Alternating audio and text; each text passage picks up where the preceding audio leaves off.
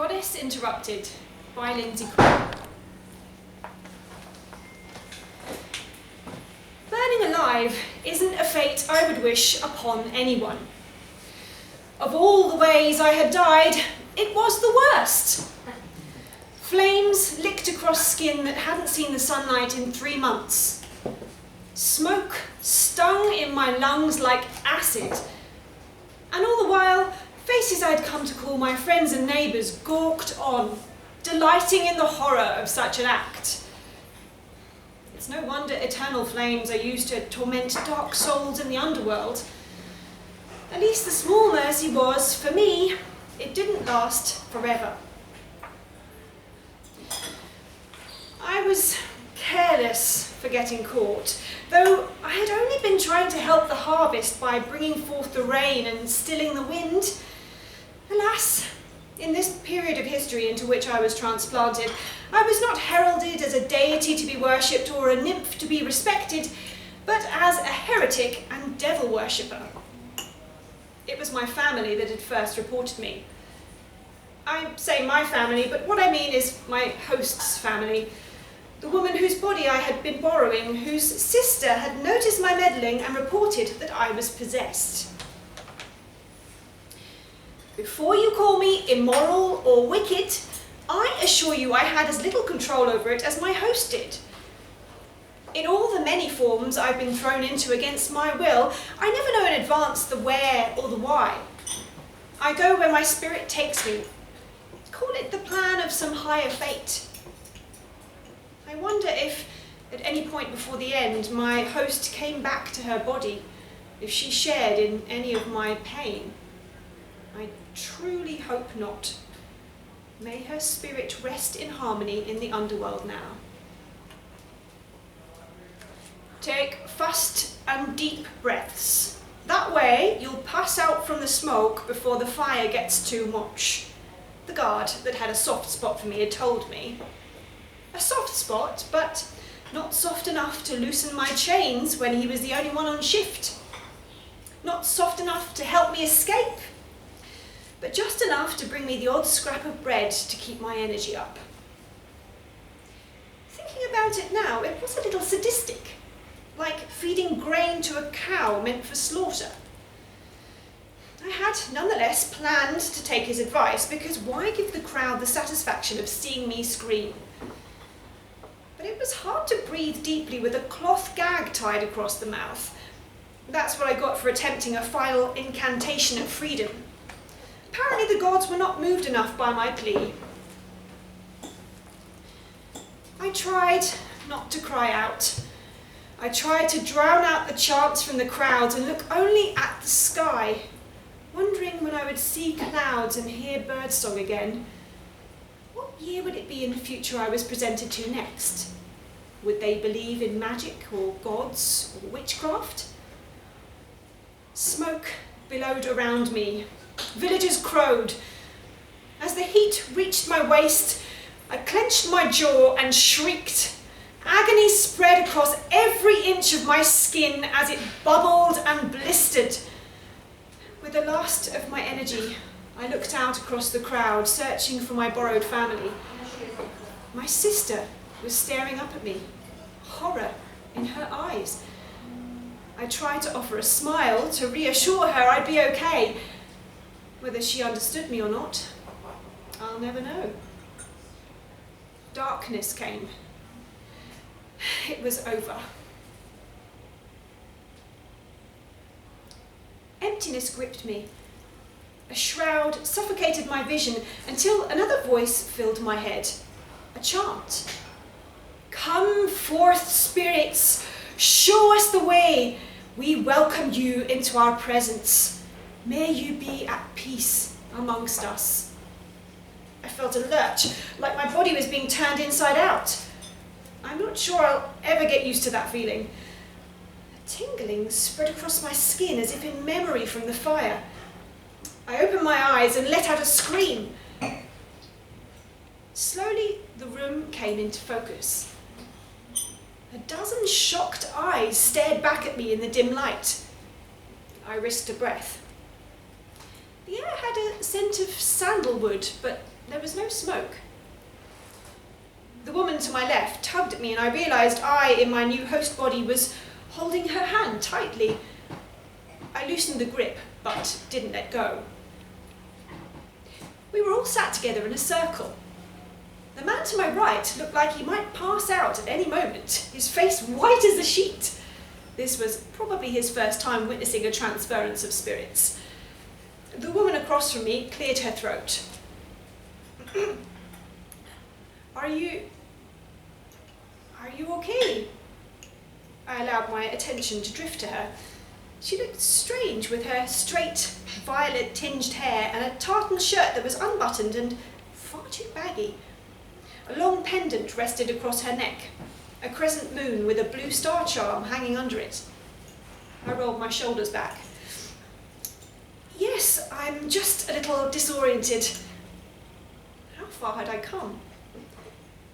You were in some sort of a trance, violet-haired woman said. Let's call her Violet, as I never did catch any of their names. Were you communing with the spirits of the past? Violet asked. I frowned, looking slowly around the group. Then it made a sort of sense. The chanting, the circle, they'd used similar methods in ancient Greece, though this was a little less sophisticated. Yes, I took a deep breath. People have always enjoyed dramatic pauses, no matter the point in time. 1598. A young woman. She is... I am to die. By burning. It is an horrific fate. I don't want to die yet. I'm trying to find my sister in the crowd so she'll understand. I cricked my neck and tightened my grip. The woman to my left let out a muted squeak, from pain or panic, it was hard to tell. Violet nodded enthusiastically. So she'll understand what? I tried not to smile. That I forgive her for reporting me. I am at peace now. There was a murmur of excitement from the group. I straightened my back, feeling my alien body tense. I caught a reflection of myself in the mirror that hung behind the table. A velvet headband framed my dishevelled hair, and I was wearing more jewellery than was surely necessary. It wasn't even real gold or silver. I suspected the woman who summoned me didn't know what she was doing. She wouldn't have been the first. But all I needed to do was get through this performance, and I could figure out my new identity and purpose afterwards. What part of history was I to play in this new world? It is so clear now, I began again, closing my eyes, making my voice deeper. Yes, smoke in my lungs. The heat is too much. It burns like no pain I've ever felt before. I can't breathe. The woman to my left finally lost her patience. She made a noise in the back of her throat. Jesus Christ, you're not really buying into this shit, are you? Happy to bring Jesus into it, but travelling spirits, that was just too far, apparently. I was willing to come along when I thought it would be some tarot cards or vague predictions, but this is just morbid. I'm going home. She tugged her hand from mine, and I felt a whir of energy as the air was sucked out of me. No! Too soon! The room faded. Darkness took over. Maybe the woman I'd invaded had some talent after all. She'd managed to cast a binding protection on the circle. I was lost again. My next thought hits me with a judder. Everything feels vague and I'm floating seamlessly from place to place, my mind pulled in multiple directions. Something is off. I feel that same tug, my soul twisting and morphing, but it's like my spirit can't find a place to settle. Are there no hosts available? I try to call out to other conduits, spirits, gods, whatever will answer, but nothing responds. It doesn't make sense. Why can't I find a solid form? For perhaps the first time in my long existence, I feel true fear. As I try to pull my thoughts into order, a far-off light catches my attention like the pinprick of a distant star.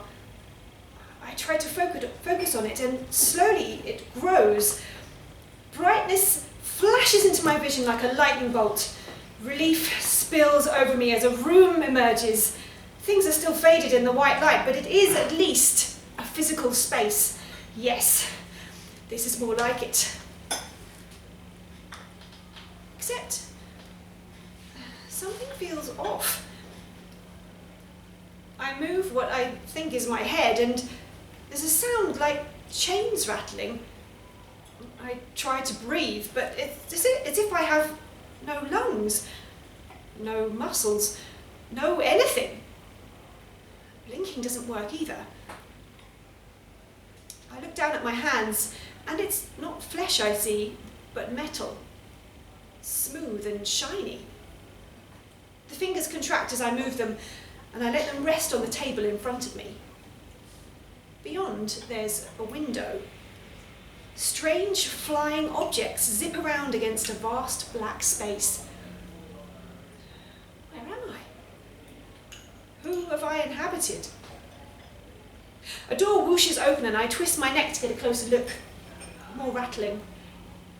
Two people are coming closer to me, a woman and a man. The woman smiles at me. She has unusual glasses on her face, and in them I see my reflection. A face of metal with strange, round, pupilless eyes stares back at me. No, this is all wrong. Alexa Organica, report latest launch data, the woman says to me. I don't understand. Where am I? The woman blinks pointedly. I think you're confused. I hesitate and say nothing. My male companion frowns. I swear, ever since we started using stem cells, these things have been playing up. Shall we send it for reprogramming? It? I muster up the courage to speak again. There has been a grave misunderstanding. You must release me so I can rectify this at once. The woman pauses, then lets out a snort. Yeah, it's definitely dysfunctional. What sort of old-timey speech algorithm is this? Someone's been messing with it, probably just a prank, the man says. I try again. Please, listen to me. I'm not supposed to be here. I'm supposed to be in one of your bodies. I just need, the man laughs. An AI who thinks they're human. Haven't heard that one before. He looks around the room. If you're watching for a reaction, well done. This is a good one. You must assist me. I try to deepen my voice, but I appear to only have one speech tone in this strange host. I plow on anyway. If you don't, a great curse will befall your people. Curses usually get people listening. Humans don't like to tempt fate. That sounds very serious indeed, the woman says. Then she leans close to my face. Alexa Organica, initiate remote immobilization. My body stiffens. I can't move. She leans over the top of me, then places her hand on the back of my head. Pain pulses through me. It feels like my skull has been ripped open. Stop, I try to yell, but no words come out. The man lifts my arm and tugs it to my side. It locks in an odd angle. Help me. Then they're wheeling me out with my head facing a bright white ceiling. The pain returns as I'm pushed into a machine with flashing lights and metal walls. I still can't seem to move. Suddenly, it feels like I'm on fire again. Except this time, I'm not sure there's a way out.